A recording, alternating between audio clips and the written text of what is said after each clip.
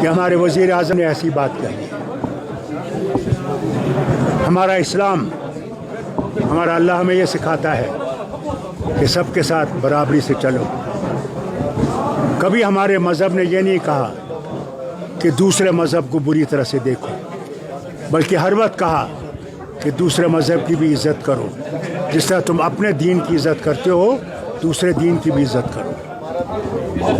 کبھی ایسا نہیں ہوگا وزیر اعظم کہ مسلمان کبھی بھی کسی ماں کا، کسی بہن کا منگل سوتر چھینے گا. وہ مسلمان نہیں ہے، وہ کبھی اسلام کو سمجھتا نہیں ہے.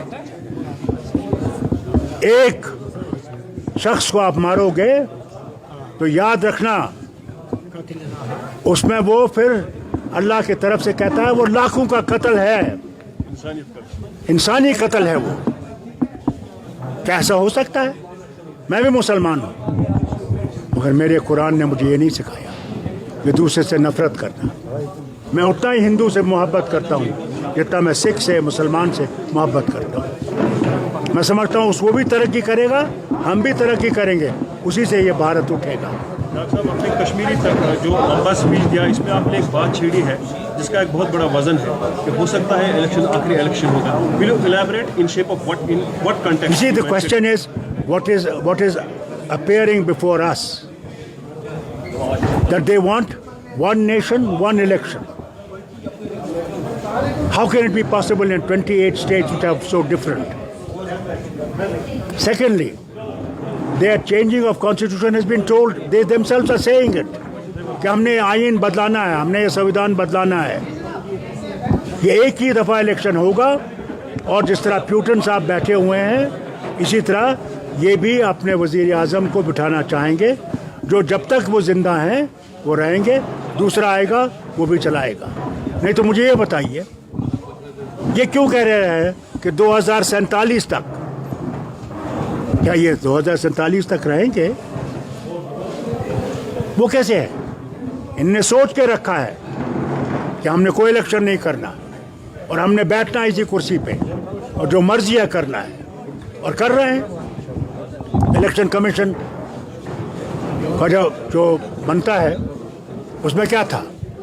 چیف جسٹس تھا of India, government of India کا تھا، اور اپوزیشن کا لیڈر تھا.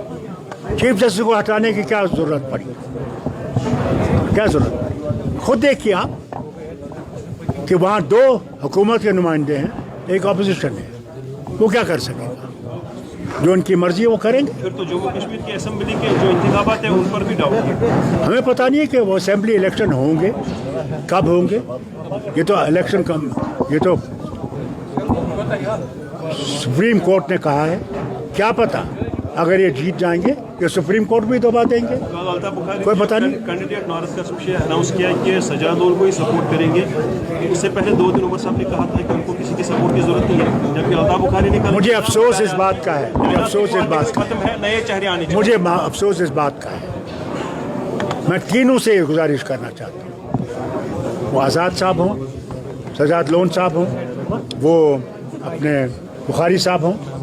انہیں یہ دیکھنا چاہیے جن کی طرف سے وہ کھڑے ہیں ان کا رویہ کیا ہے مسلمانوں کے لیے.